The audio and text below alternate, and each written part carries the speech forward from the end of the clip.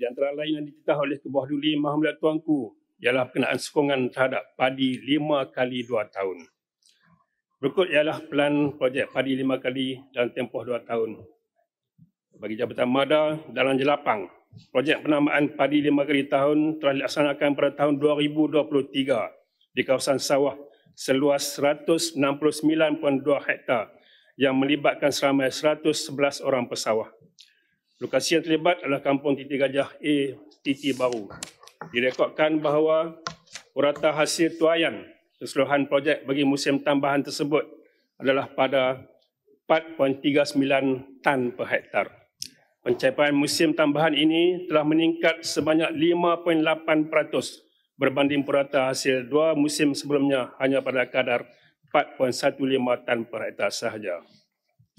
Projek Smart SBB bersama syarikat Abang Syah Sdn Bhd dilaksanakan di 5 lokasi iaitu Tempayan Pecah, Jorlun, Sungai Baru Tengah, Kuala Sungai, PPK 1 dan 2, Lubuk Pinang, PPKC 2 Kerpan dan Kangkung dengan jumlah keluasan 74.61 hektar.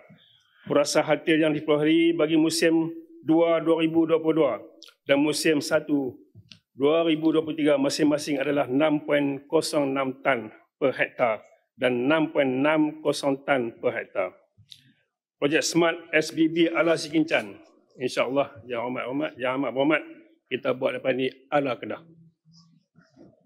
Pihak Mada telah menjalankan projek ini di kawasan Tok Mengkula, Kapan, Gulau, Titi Haji Derih, Batu 17, Sungai Limau Dalam, Batu 17, Guak Cempedak dengan keluasan berjumlah 127.181 hektar. Projek ini mula dilaksanakan pada musim 2 tahun 2023 dengan kerjasama PLS Marketing Sdn Bhd. Bagi pihak Jabatan Pertanian Negeri Kedah, iaitu kawasan di luar jelapang, projek padi 5 musim 2 tahun, projek kelompok padi Kampung Rantau Panjang seluas 110 hektar dan melibatkan 105 orang petani dalam kawasan skim JPS Kota 2. Dalam bulan Januari hingga Mac, pihak Jabatan Pertanian telah menaik taraf kemudahan yang sedia ada dan bina baru bagi sistem pengairan dan saliran serta menjalankan perataan tanah sawah supaya ia memberikan kemudahan dan kelancaran untuk menjayakan pelaksanaan projek tersebut.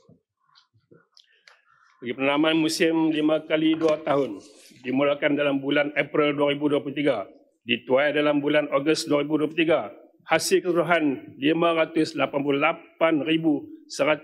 kg. Nilai hasil hampir 1 juta. Potensi hasil 5,346 tan per hektar. Kurang lebih, ya.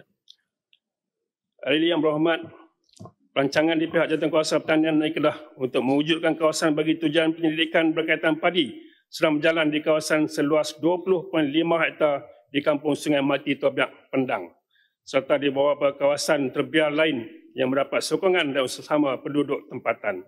Terdapat beberapa syarikat swasta dan GLC yang menguji-kaji produk berkaitan pertanian di tapak-tapak tersebut, antaranya Malaysian NPK Fertilizer Nafas, EcoWay Organic dan syarikat pelacun Bayer.